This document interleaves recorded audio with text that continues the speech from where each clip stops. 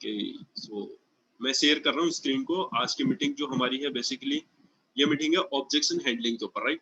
अभी जैसा कि आप देख पा रहे होंगे अपनी स्क्रीन के ऊपर, स्क्रीन विजिबल है क्या? एक बार कोई भी मुझे कंफर्म कर दें, एक बार स्क्रीन विजिबल है? Yes sir. कोई भी, ओके फाइन, थैंक यू यार।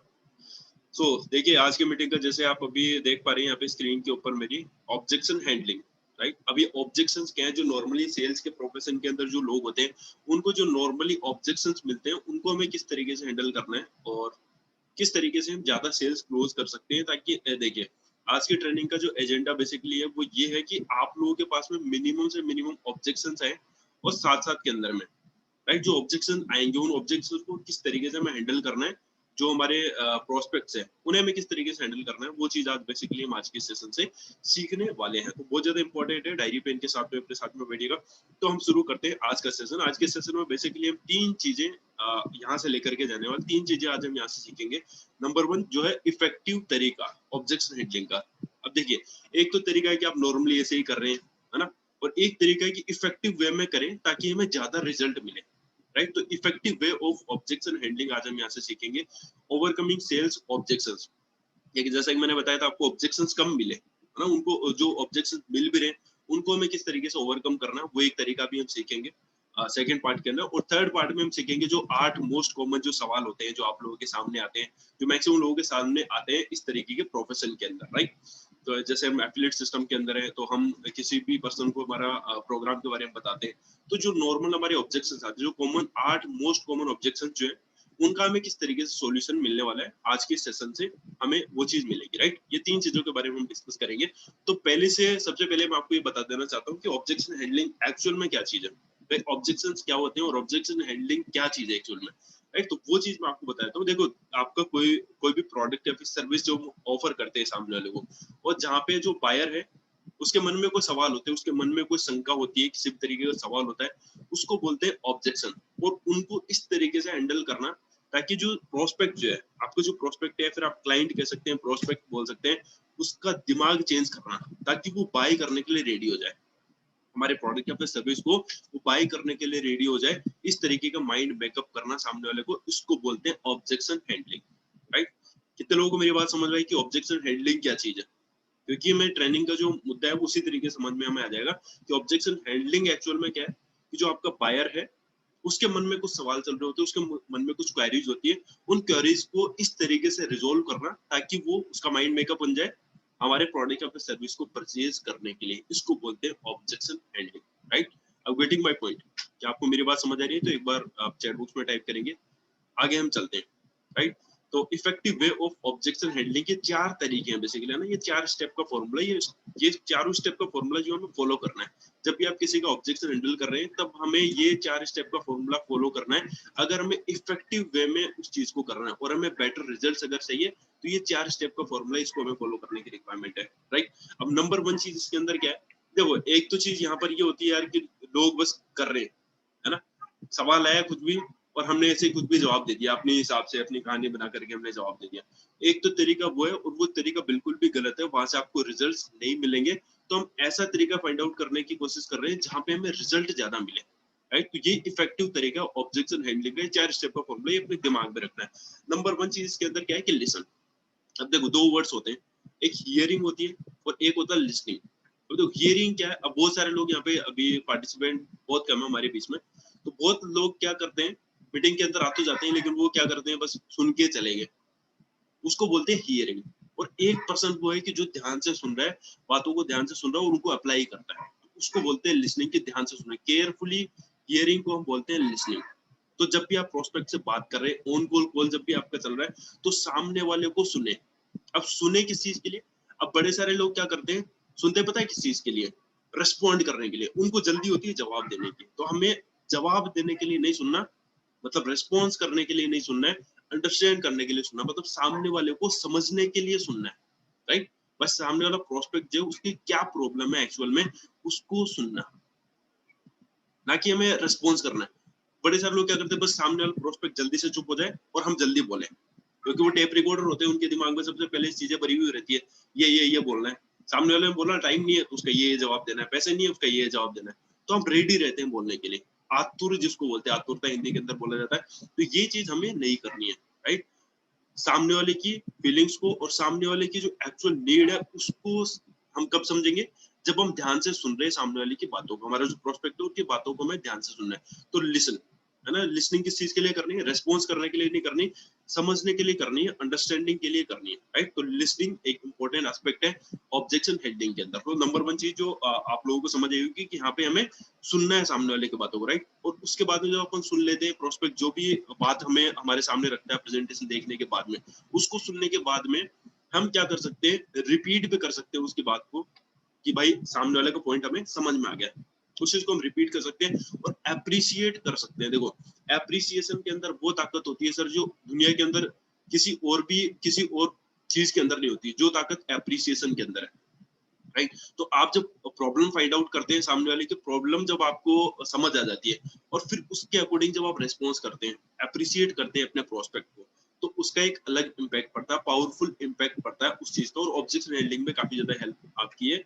करता है। किस तरीके से होगा वो लास्ट में आपको समझ आएगा, जैसे मैं स्क्रिप्ट भी बताऊंगा काफी सारी चीजों की, तो आपको लास्ट में समझ आएगी कि ये चीजें अप्लाई कैसे होती है, राइट। लेकिन अभी आप थ्योरेटिकली इस चीज को समझ सकते हैं, अप्रिशिएट हमें करना है। नंबर 3, अब देखो प्रोस्पेक्ट ने हमें बोला कि यार टाइम नहीं है, प्रोस्पेक्ट ने मैंने बोला कि पैसे नहीं है हमारे पास में, प्रोस्पेक्ट ने बोला कि मेरा इंटरेस्ट नहीं है, ये तो सब चीजें क्या है कि ऊपर वाली चीजें।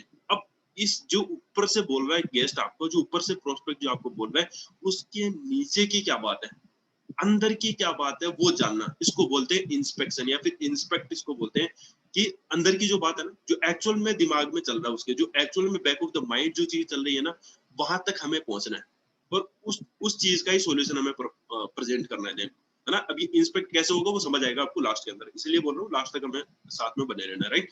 तो इंस्पेक्ट, अभी हमें इंस्पेक्ट करना है, मतलब जो सामने वाले ने जो भी बात बोली उसके अंदर तक हमें जाना है कि एक्चुअल में अंदर की बात क्या है। वो हमें कब पता चलेगी, जब हम ध्यान से सुन रहे हैं प्रोस्पेक्ट की बातों को। ये बात इन्विटेशन के अंदर भी लागू होती है और ये बात सेम बात यहाँ पे भी लागू हो रही है ऑब्जेक्शन हैंडलिंग के अंदर भी, राइट। तो हमें इंस्पेक्ट का मतलब क्या हुआ कि हमें अंदर तक जाना है, ऊपर की जो बात है ना वो एक्चुअल बात नहीं, हकीकत वो नहीं है, जो दिख रहा है ना वो हकीकत नहीं होती है, जो प्रोस्पेक्ट बोलता है वो हकीकत नहीं होती कभी भी। ये बात ध्यान में रखना, ये बात अपने दिमाग में फिट कर लो कि जो प्रोस्पेक्ट सामने से बोल रहा है कि पैसे नहीं है, टाइम नहीं है, वो बातें क्या है, वर्चुअल है, हकीकत नहीं है वो। उसके पीछे की जो कहानी है ना वहां तक हमें पहुंचने की जरूरत है, उसी और जो वहां तक पहुंच गया उसकी सेल्स क्लोजिंग के चांसेस ज्यादा हो जाते हैं, राइट। अब अंदर की जो बात है ना बेसिकली वो 3 ही होती है, 3 बातें होती है अंदर की, मतलब पीछे की जो है ना बैक ऑफ द माइंड जो है ना वो 3 चीजें चलती है, ध्यान रखना, तीनों चीजें आप नोट कर सकते हैं। नंबर 1 चीज जो होती है वो ये होती है कि कैन आई ट्रस्ट यू, क्या मैं आपके ऊपर भरोसा कर सकता हूँ। अब देखो सामने वाला भरोसा आपके ऊपर कब करेगा, जब आप देखो इसके अंदर हमारी जो स्किल्स है, हमारी स्किल सेट जो होते हैं ना इसके अंदर काम आती है। सामने वाला हमारे ऊपर भरोसा करे कि नहीं करे, सामने वाले को फील तो होना चाहिए कि इस बंदे के साथ में अपना करियर बना सकता हूँ, can I trust you. Number 1 चीज जो होता है, नंबर 1 डाउट जो होता है वो ये होता है, बैक ऑफ द माइंड जो चीज चलती है। Number 2, can I trust your organisation, क्या मैं आपके ऑर्गेनाइजेशन को ट्रस्ट कर सकता हूँ। और नंबर 3, तीसरा जो पॉइंट होता है सामने वाले के दिमाग में वो होता है, will this happen to me, क्या ये सब मेरे साथ में भी होगा। ये चीज होती है बैक ऑफ द माइंड, ये 3 चीज चलती है और इन तीनों चीजों तक हमें पहुंचना है और अकॉर्डिंगली फिर हमें रेस्पॉन्ड करना है। जबकि लोग गलती क्या करते हैं, सुनते नहीं है, उससे पहले से जवाब तैयार करके रखते हैं कि ये चीज हमें बोलनी है, जबकि हमें ऐसा नहीं करना है, रेस्पॉन्ड करना है अकॉर्डिंगली। अब वो चीजें कब हो पाएंगी, जब हम इस चीज को प्रैक्टिस में लेकर जाएंगे। तो ये तरीका है इफेक्टिवली ऑब्जेक्शन हैंडलिंग का, राइट। ये तरीका ऑब्जेक्शन हैंडलिंग का इफेक्टिव वे में काम करता है जब आप उसको स्टेप बाय स्टेप फॉलो करेंगे। अब समझ में आ गया हमको आज ये फॉर्मूला में समझ आ गया, ये फॉर्मूला हमको मिल गया आज, लेकिन लोग क्या करेंगे, फिर भी इसको अप्लाई नहीं करेंगे, फिर भी अपने अकॉर्डिंग ही चलेंगे। अब देखो अपने अकॉर्डिंग चलोगे तो रिजल्ट भी अपने अकॉर्डिंग मिलेंगे फिर, राइट। तो effective way of objection handling के 4 स्टेप का फॉर्मूला ये हमें फॉलो करना है। नंबर 1 चीज जो इसमें मैंने बताई वो है लिसनिंग। नंबर 2 अप्रिशिएट करना है। नंबर 3 इंस्पेक्ट, मतलब प्रॉब्लम की जो जड़ है ना वहां तक हमें जाना है, रूट को एनालिसिस जिसको बोलते हैं वहां तक हमें जाना है, रूट तक हमें जाना है कि क्या प्रॉब्लम सामने वाले की, वहां तक पहुंच करके अकॉर्डिंगली हमें रिस्पॉन्ड करना है, ना कि जो रिटीरेट है स्क्रिप्ट है उसको ही बोल देना है, ऐसा हमें नहीं करना, राइट। तो ये इफेक्टिव तरीका है ऑब्जेक्शन हैंडलिंग। अब ऑब्जेक्शन हैंडलिंग से किस तरीके से हम ओवरकम कर सकते हैं, कि हमें ऑब्जेक्शन हैंडलिंग बहुत कम, ऑब्जेक्शन हमारे सामने बहुत कम आए और जो आ भी रहे हैं उनको भी इफेक्टिव तरीके से किस तरीके से हम टैकल कर सकते हैं। तो ये चीज आप यहाँ पे ध्यान से सुनिएगा। नंबर 1 चीज जो इसके अंदर वो है कि प्रैक्टिस एक्टिव लिसनिंग। अब एक्टिव लिसनिंग और एक चीज होती है कि यार देखो, दो चीजें मैंने बताई अभी पिछले वाली स्लाइड के अंदर, मैंने ये चीज बताई थी आपको कि सुनना क्यों ना जरूरी क्यों है, क्योंकि सुनने से हमें प्रॉब्लम फाइंड आउट होगी आपके गेस्ट की, आपके प्रोस्पेक्ट की, राइट। तो प्रैक्टिस एक्टिव लिसनिंग। अभी देखो ये प्रैक्टिस आप करेंगे जब आप अपने, मान लो आप अपने घर के अंदर है, घर में बात कर रहे हैं, तो बातों को गौर से सुना करिए, है ना। ऑब्जर्व करने की रिक्वायरमेंट है, ये चीज हमें बिल्ड करनी पड़ेगी, डेवलप करनी पड़ेगी अपने, तो धीरे धीरे टाइम के साथ में होगा। ऐसा नहीं होगा, बड़े सारे लोग क्या करते हैं, अब घर पे जब भी मान लो बैठ कर खाना खा रहे हैं तो भी वो फोन के अंदर लगे हुए रहते हैं, 2 काम 3 काम एक साथ करते हैं। ये चीज नहीं करनी, ये चीज आपके एक्टिव लिसनिंग को डिस्टर्ब करती है। और active listening most powerful skill है, ये ध्यान रखना जिंदगी के अंदर। सॉफ्ट स्किल्स की अगर बात करें तो एक्टिव लिसनिंग बहुत पावरफुल चीज मानी जाती है। तो ये एक्टिव लिसनिंग को हमें इंप्रूव करना है। ये daily day to day life में आप अपने ऊपर ध्यान देकर के आप इस चीज को इंप्रूव कर सकते हैं। तो प्रैक्टिस एक्टिव लिसनिंग, जितना ज्यादा हो सके उतना ज्यादा ऑब्जर्व करने का ट्राई करें चीजों को। और जो भी कन्वर्सेशन कर रहे हैं, अपने फ्रेंड्स के साथ में कन्वर्सेशन कर रहे हैं, अपनी फैमिली के साथ में कन्वर्सेशन हो रहा है कोई, तो इस चीज को प्रैक्टिस करें ज्यादा, क्योंकि जिस चीज को ज्यादा प्रैक्टिस करोगे वो उतनी ज्यादा आपकी हैबिट में आती चली जाती है और आपके ब्रेन में, सबकॉन्शियस माइंड में वो चीज ऑटोमेटिकली फीड हो जाएगी। तो हमें एक्टिव लिसनिंग को प्रैक्टिस करना है, राइट, क्योंकि एक्टिव लिसनिंग से हमें एक्चुअल बात समझ आएगी। जिस एक्टिव लिसनिंग के अंदर हमारी बॉडी लैंग्वेज भी आती है, सब चीजें होती है उसके अंदर, और ये बुक्स भी पढ़ेंगे और भी चीजें आप इसके अंदर रिसर्च कर सकते हैं, यूट्यूब पे आप जा सकते हो, गूगल पे आप देख सकते हो। अभी हमारे पास टाइम थोड़ा लिमिटेड है, इसलिए हम ज्यादा इसके ऊपर नहीं जाएंगे। तो सेकंड पॉइंट इसके अंदर है, जब आपके गेस्ट ने कुछ भी बोलना, मान लो एक्चुअल उसने बोला कि यार थोड़ी कन्वर्सेशन के बाद हमें लगा कि सामने वाला ने बोल दिया कि भाई पैसे नहीं है, तो अच्छा फिर आपने रिपीट करनी है सेम बात, यार एक्चुअल में ये बात है, repeat back what you here, मतलब आपने जो सुना है ना उसको रिपीट करना है। अच्छा आपके पास में पैसे की दिक्कत है, अच्छा आपके पास में टाइम नहीं है, तो सेम बात जब आप रिपीट करोगे ना तो सामने वाले लगेगा कि यार ये मुझे सुन रहा है ना। इस चीज से ये फील होगा सामने वाले को कि ये मुझे सुन रहा है। और मैं आपको एक फैक्ट बताता हूँ, देखो दुनिया के अंदर ना 95% लोग, 95% जो लोग है ना, उनको ये लगता है कि उनको कुछ सुनने वाला नहीं है।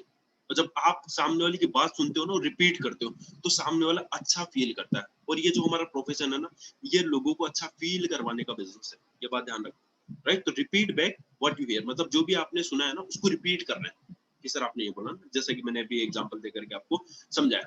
देन नंबर 3 इसके अंदर है, वो है वैलिडेट योर प्रोस्पेक्ट कंसर्न। मतलब जो प्रोस्पेक्टिव प्रॉब्लम आपको पता चली है कन्वर्सेशन करने से, वो कैसे होगा, मैं एग्जांपल के तौर पे काफी सारे कन्वर्सेशन के स्क्रिप्ट है जो लास्ट में आपको बताऊंगा, right. Validate your prospect concern, मतलब प्रोस्पेक्ट की जो प्रॉब्लम है, जो आपको फाइंड आउट हुई है, जो आपको पता लगा है कि इसकी ये दिक्कत है, इसकी जिंदगी में ये समस्या चल रही है, तो आपको क्या करना है, वो चीज उसके ऊपर इंडिकेट करना है, प्रेशराइज करना है उस चीज को लेकर के, उस चीज को इंडिकेट करना है, पॉइंट करना है उस चीज के ऊपर, है ना। इस चीज से होगा क्या, कि सामने वालों को ये फील होगा कि यार ये जनरली मेरी प्रॉब्लम्स के अंदर इंटरेस्टेड है, जनरली इसके पास मेरी प्रॉब्लम का सॉल्यूशन मिल सकता है, राइट। और आस्क ओपन एंडेड क्वेश्चन, कभी भी इस तरीके के सवाल मत करना अपने प्रोस्पेक्ट से जो बस यस और नो में जिनके जवाब हो, कि हाँ और ना। सवाल ऐसे करने जो कैसे हो, ओपन एंडेड हो, जिनका जवाब सामने वाला ज्यादा दे। देखो ऑब्जेक्शन हैंडलिंग के अंदर आपको ज्यादा नहीं बोलना, अगर सेल क्लोज करना चाहते हो आपको ज्यादा बोलना नहीं है, ज्यादा बोलना है सामने वाले को। और देखो कन्वर्सेशन जीतता वो ये बात हमेशा ध्यान रखना, जो सवाल पूछता है। और सवाल कैसे, जो ओपन एंडेड होते हैं, जिनका जवाब हाँ या ना में नहीं होता, राइट। तो ऐसे हमें सवाल करने, ये सवाल की आप प्रिपरेशन कर सकते हो, यूट्यूब पे आप देख सकते हो, गूगल पे आप सर्च कर सकते हो। बाकी मैं अभी जैसे हमारी आगे कन्वर्सेशन होगी तो मैं उसके अंदर आपको बताऊंगा अभी कि किस तरीके से ये काम करते हैं, राइट। और यूज सोशल प्रूफिंग, देन उसके बाद में आप सामने वाले को रिजल्ट्स बता सकते हो, जो हमारा ऑर्गेनाइजेशन है जहाँ पे लोगों ने कुछ इनकम करी है, जो भी कंसर्न है सामने वाले को, उसके अकॉर्डिंगली आप उसको सॉल्यूशन दे सकते हो। सोशल प्रूफिंग बहुत काम करता है डिसीजन मेकिंग में, राइट। सामने वाले को इनकम प्रूफ दिखा सकते हो, हमारी जो वेबसाइट है सारी चीज चेक करा सकते हो। इस चीज से होता क्या है, बिलीफ बनता है। तो यूज सोशल प्रूफिंग, राइट। जब प्रेजेंटेशन दे रहे हैं, प्रेजेंटेशन के जस्ट बाद में भी ये काम आप कर सकते हैं। सोशल प्रूफिंग के तौर पे आप लोगों के इनकम स्टेटमेंट दिखा सकते हैं, उनका प्रोफाइल विजिट करा सकते हो, मेरी भी उनका कंपनी का जो इंस्टाग्राम अकाउंट है वो भी आप विजिट करा सकते हैं। सारी चीजें आप दिखा सकते हो उनको, राइट, ताकि उससे सोशल प्रूफिंग का बड़ा इंपैक्ट पड़ता है डिसीजन मेकिंग में, ध्यान रखना, राइट। ये चीज हमें दिमाग में रखना है। सेट स्पेसिफिक, अब देखो अगर फिर भी सामने वाला बोल रहा है कि हाँ चलो ठीक है सारी बातें समझ आ गई, सब कुछ बढ़िया है, लेकिन मुझे थोड़ा टाइम चाहिए, हम वहां पे क्या करते हैं, फिर उसके पीछे पड़ जाते हैं, पहली कॉल में सब कुछ करना है हमें, ये नहीं करना है, राइट। पीछे नहीं पड़ना, पीछे पड़ते हैं ना जब आप, तो इससे होता क्या है, इससे आप जो रेपो बिल्ड करते हैं, जैसा कि इन्विटेशन के अंदर बताया गया है, हमें पहले भी सिखाया गया था इन्विटेशन में किस तरीके से रेपो बिल्ड किया जाता है। वो जो आपने रेपो बिल्ड किया वो सारा का सारा उसका एक तरीके से तो सत्यानाश हो जाता है जब हम पीछे पड़ जाते हैं। तो ऐसा हमें नहीं करना है। अब इमीडिएटली जब आप सामने वाला प्रोस्पेक्ट बोला है कि भाई मुझे टाइम चाहिए थोड़ा, तो आप इमीडिएटली उसी टाइम पे नेक्स्ट फॉलोअप कॉल आप उससे फिक्स कर सकते हैं, 3 वे कॉल भी आप अरेंज कर सकते हो, है ना।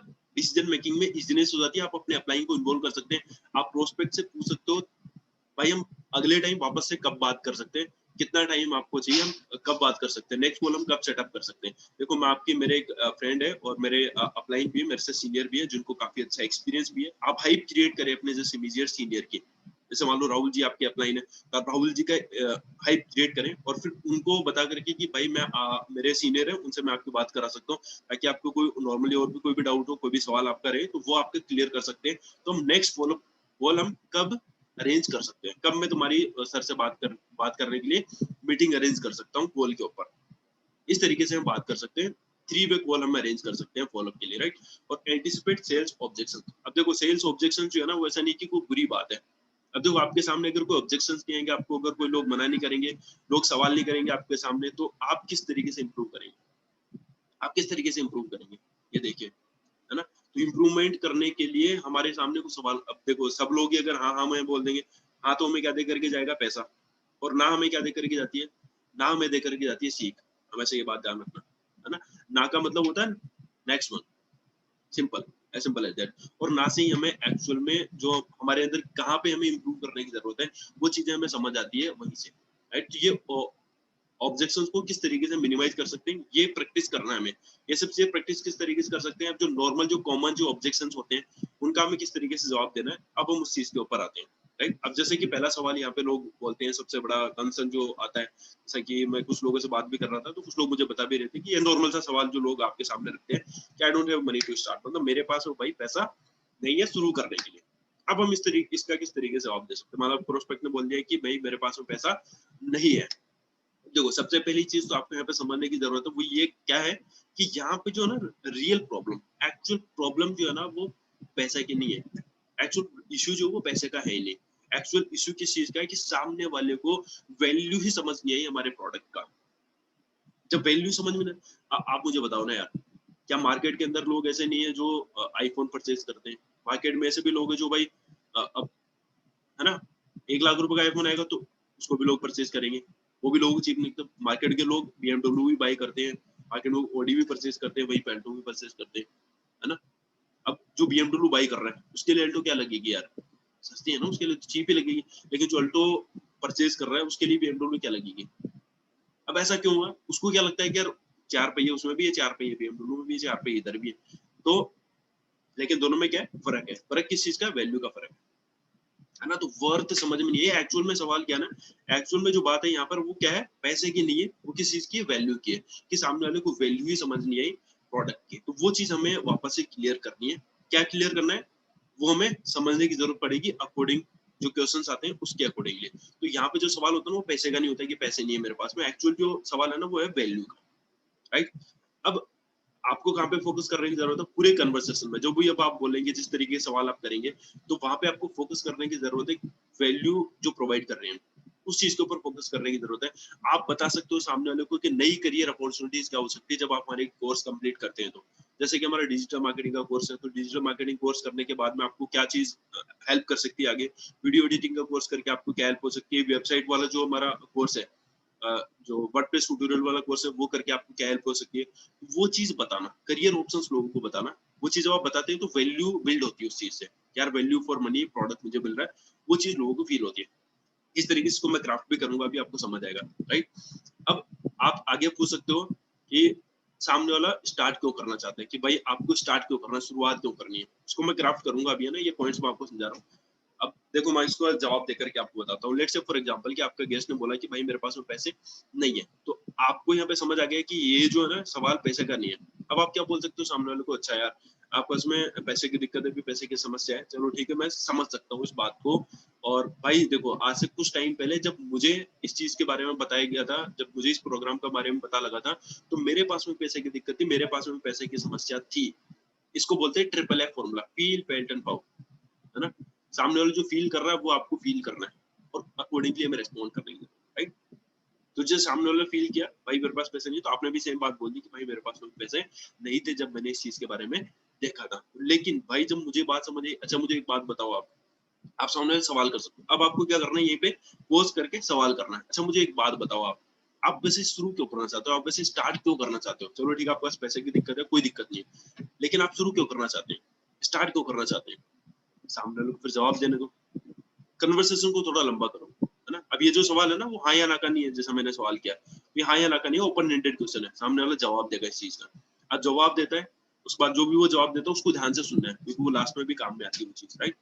अब ये चीज हमने पूछ ली, उसके बाद में आप बता सकते हो सामने वाले को कि भाई देखो आज आपके पास में पैसे की दिक्कत है, अच्छा मुझे एक बात बताओ भाई, आज हमारे पास पैसे की समस्या है, 10 दिन पहले भी हमारे पास पैसे की समस्या थी, अच्छा एक बात बताओ आज हम ऐसा क्या कर रहे हैं कि 10 दिन बाद हमारे पास पैसे की समस्या नहीं हो, 1 महीने बाद हमारे पास पैसे की समस्या नहीं हो, ऐसा कुछ कर रहे हैं भाई। बोले कुछ भी नहीं कर रहे।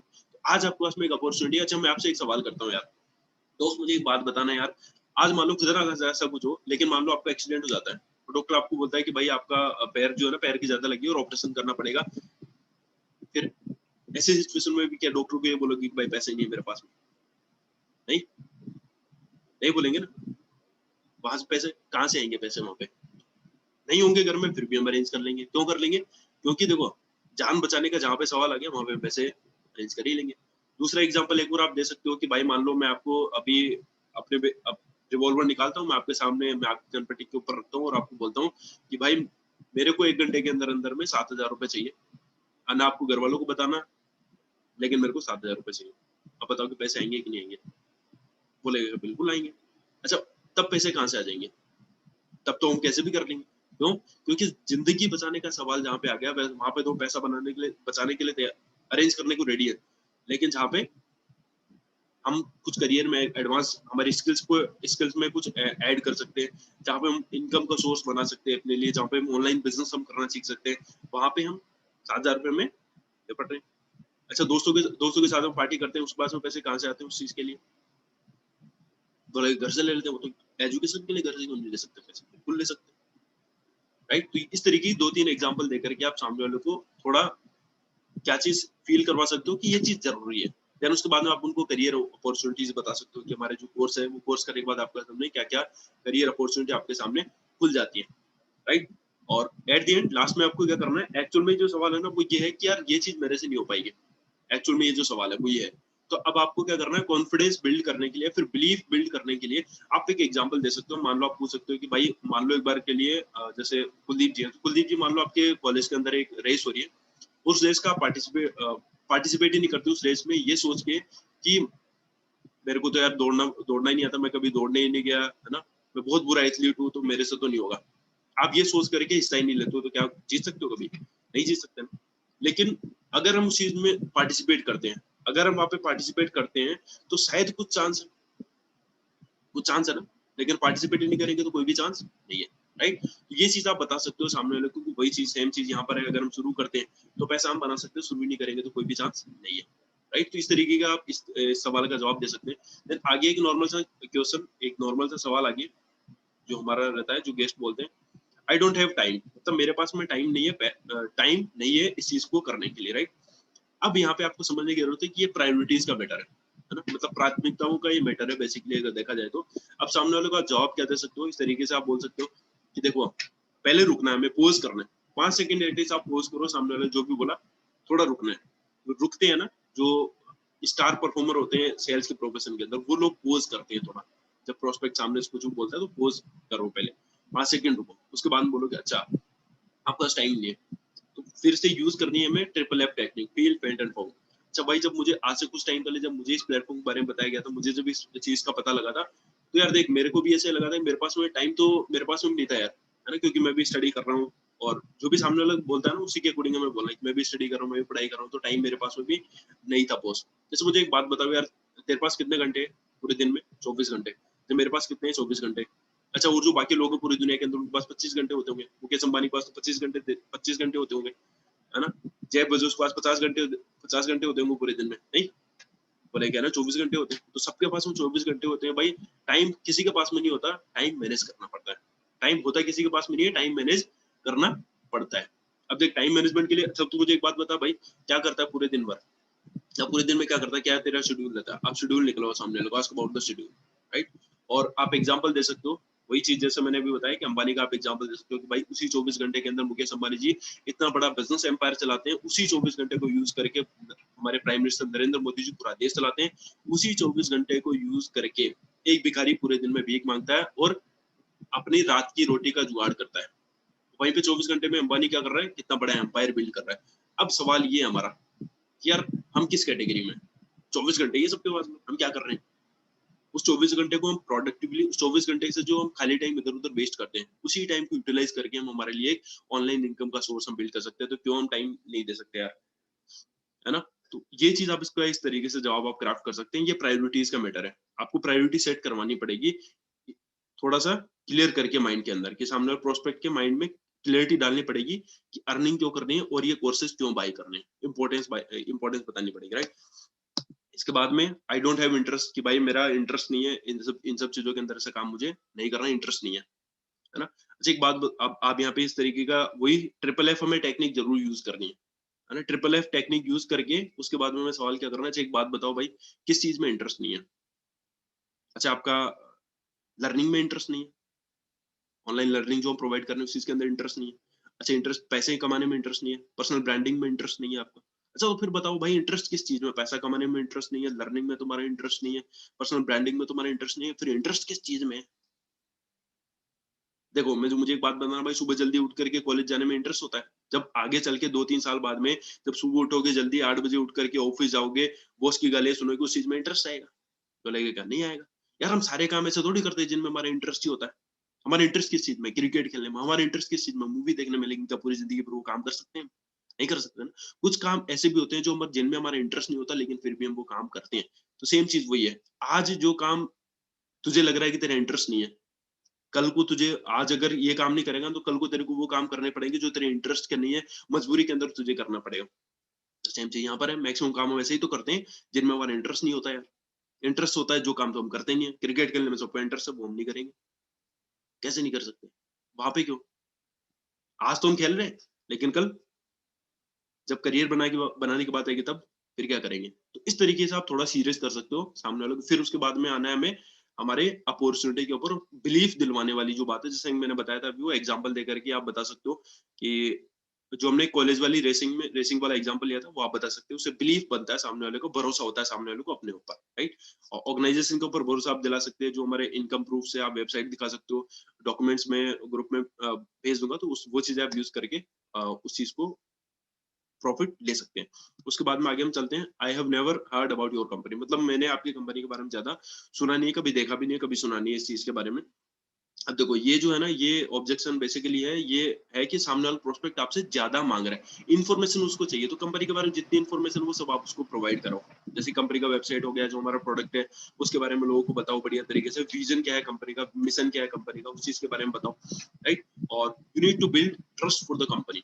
तो आपको कंपनी के ऊपर भरोसा दिलवाने की जरूरत पड़ेगी, उसके लिए आप जो डॉक्यूमेंट्स है वो मैं ग्रुप में फॉरवर्ड कर दूंगा, तो उन सब चीजों का आप हेल्प ले सकते हैं, वेबसाइट की आप हेल्प ले सकते हैं, जो हमारे इंस्टाग्राम पेज है उसका आप हेल्प ले सकते हैं, लोगों का जो इनकम प्रूफ आए हैं, लोगों के अकाउंट में जो पैसा ट्रांसफर हुआ है उस चीज का हेल्प ले सकते हैं, उस चीज से हमारी ट्रस्ट बन सकता है कंपनी के ऊपर। तो राइट, इस चीज का सवाल आप इस तरीके से जवाब दे सकते हैं, everything is good but I don't want to do, सब बढ़िया, सब जबरदस्त, सब कुछ अच्छा है लेकिन हमको नहीं करना, है ना?